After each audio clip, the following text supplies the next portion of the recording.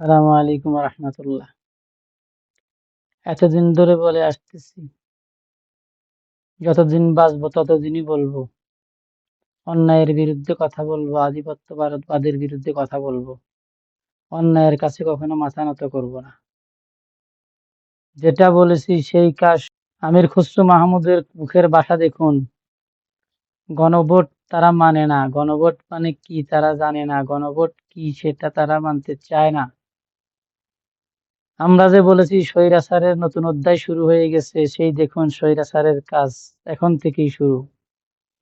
বাংলাদেশে আরেকটা স্বৈরাচার পথ চলা শুরু করে দিয়েছে। বাংলাদেশের ভাগ্য আকাশে কালো মেঘের ছায়া।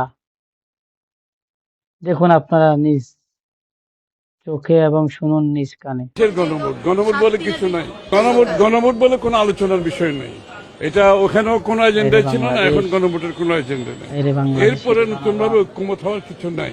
যেটা ঐক্যমত হওয়ার অতটুকু দুই হয়েছে, দিনের চ্যাপ্টার মধ্যে ওখানেই ক্লোজ চোখ হয়েছে। পাল্টি ক্ষমতায় যেতে না যেতেই বাংলাদেশের মানুষের ভাগ্য নিয়ে ছিনিমিনি খেলা শুরু করে দিয়েছে।